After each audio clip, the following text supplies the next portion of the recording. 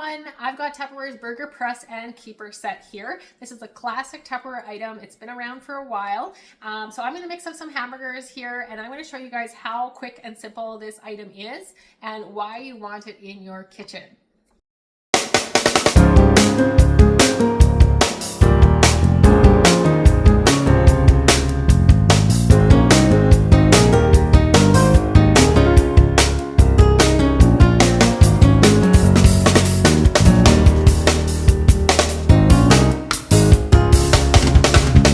I have my burger meat mix up here, and here is the burger press and keepers. So this is the burger press component here with a ring and a circular press, and these are the keepers, meaning you can keep your burgers in them, and they do come with a seal as well. The layers all pop onto each other. So if you want to just seal, one burger by itself, you could do that. Or even if you like to just portion out your meat, you can also just portion out your meat and put it in here and freeze that. So these are all freezer safe containers, similar to our freezer mates. Our freezer mates have really flexible plastic because all plastic is not equal. These are made with the same kind of flexibility. So when you have your frozen burger, you can just pop it right out, or whatever you freeze in here, you can pop right out. So that's pretty cool feature about these. So when you want to actually make your burger, you're going to put your meat into here. Now you can do it directly in the burger keepers, which is probably the most common thing, but you can also just do it on a cutting board. If you're getting ready to barbecue, you're going to make these burgers right away, and that might be what you want to do. So I'm going to start with that, and then I'll show you guys the keepers as well. That's usually what I do. So you just put your ring down and you're going to scoop out some beef. You could use your hands, but I like my burgers to be consistent, and that's one of the best things about this burger press is you're gonna have consistent burgers.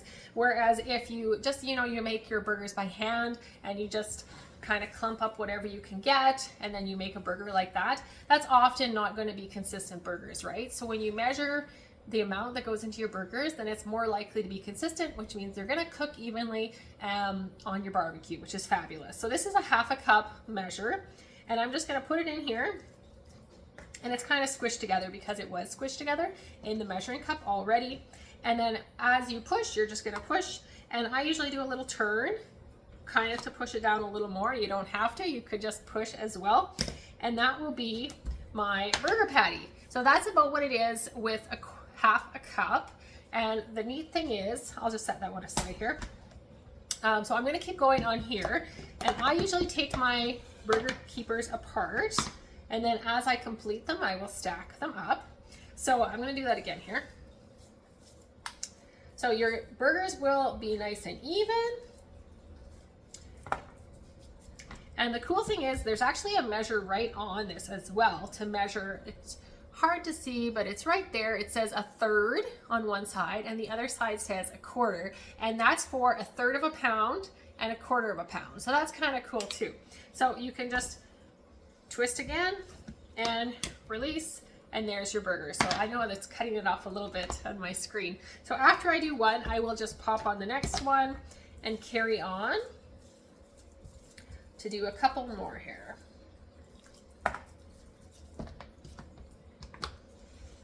So if you do find it's getting a little sticky, it usually doesn't. However, depending on what you have in your burger mix, if you have more breadcrumbs or crackers or whatever you like to mix into your burger mix, sometimes you might find that it is a little bit of a stickier combination. So if you're finding that, just run your burger press under water really quick, just in between, and it'll help so that it doesn't stick. So you can see that's ready to go there. It's not all the way to the edge because that's where the press was, and you can just stack them up.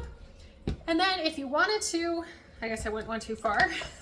If you wanted to just freeze that amount, maybe that's what you need for one meal, then you could just freeze just this amount. You could have it in your fridge ready to go, or you can use it right away. And like I said, when you have that flexibility for the burger press, if you're popping them directly onto the barbecue, I'll pretend this is a barbecue, like it pops right out, right? So it's really easy to put onto the barbecue. You're not gonna have to struggle to dig these out of there. It's really easy. I'm gonna make this one again.